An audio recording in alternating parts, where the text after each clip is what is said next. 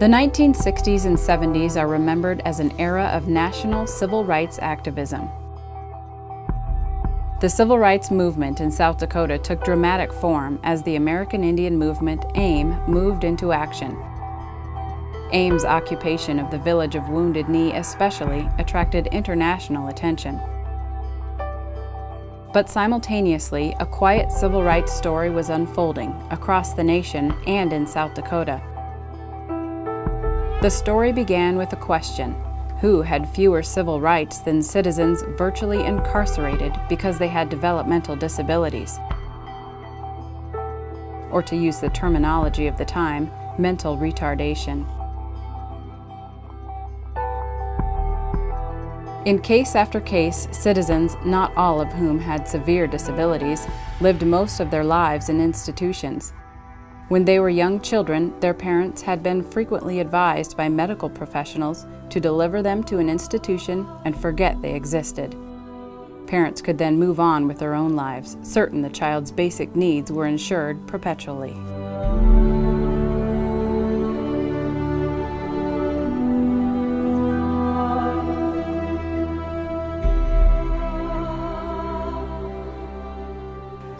In the years that Todd was born and before that, doctors didn't think that you should bring these kids home. They would tell you if you had a child that had something wrong, just put them in an institution and forget about them. And it always amazed me that the number of admission documents that said, when the family was asked, why are you placing this person at the developmental center? The responses were often, my doctor or my minister or some other significant person in the community has recommended that we place this person at the institution and just forget about them. Because they'll cause all kinds of problems in your family and so forth.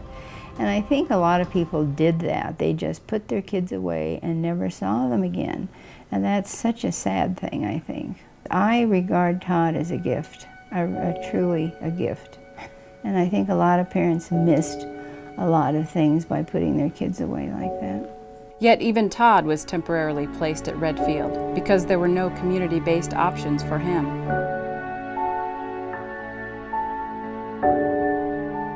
Sadly, it took grave abuses at substandard institutions to grab the public's attention. Notable was New York State's Willowbrook Institution, where reporter Geraldo Rivera brought deplorable conditions to light.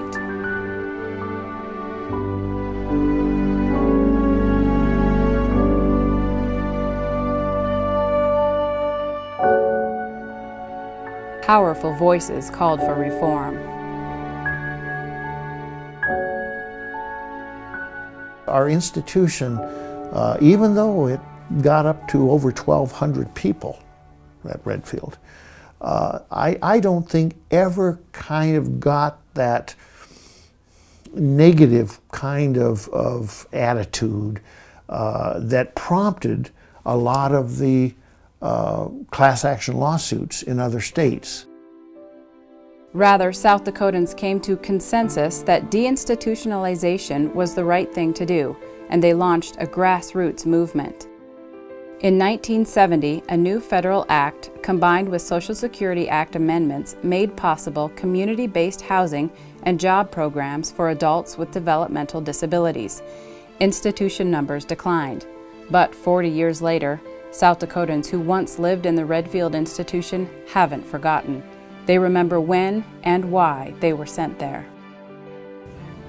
Yeah, I was born in Watertown, South Dakota, 1946.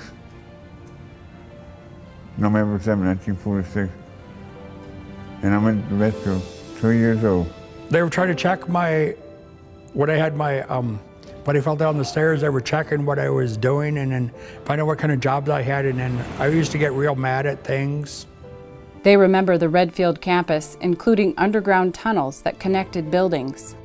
They recall jobs they held, many having to do with food production for the institution or care for younger residents. I was there when they were killing the pigs. From 6:30 till 8 o'clock, you know. I had to clean up after they got done killing the pigs and stuff. And working in a creamery, got up at 4 o'clock in the room every morning, take care of 200 gallons of milk every morning. Take care of the people, take them to the bathroom, you bathe them, get them a shower, put them to bed, stuff like that. There are certainly good memories of life at Redfield, but even some of those reflect routines at odds with the world residents would find outside. We could go downtown with 2 people, we'd go downtown. We went with the staff. If we had to go downtown on a walk, we went to the park in different places with the whole groups. When people were going out in the community, it wasn't 1 or 2 people with a case manager or someone. It was usually clumps of people. It was 6 or 7 or 8 people. And they were very used to that, coming from the institution as well. And that's one of the things we've really tried to change is, each person is an individual. Like all of us, these people can recount stories of favorite adventures, even Redfield escape attempts. I went to Madison, to go down there. I stayed overnight that time, and Did you hop on a train or did you hitchhike? Yeah, no, I hit the train from Redfield to Madison, so, but I come back after that, so. Did you come back or did they come and get you? They had the policemen come and get me. There can be no doubt that some former Redfield residents fully understand their place in history.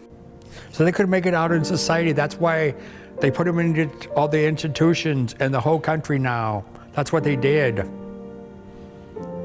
And that's why they couldn't make it out in society. Now they can. You have just watched the first few minutes of what will become a feature-length history tracing South Dakota's efforts to move its citizens with developmental disabilities from institutional existence to community living. The story reflects a national movement, but the reason for focusing on this particular state is compelling. Because of South Dakota's small population, the project can guarantee that every South Dakotan who left an institution in the 1970s and who would like a voice in the project will in fact have it. Those voices will drive this documentary in ways no others could, and those not making the final cut will be archived for future generations seeking to understand this slice of American history. Please consider a gift to support the project. Contact the producers here.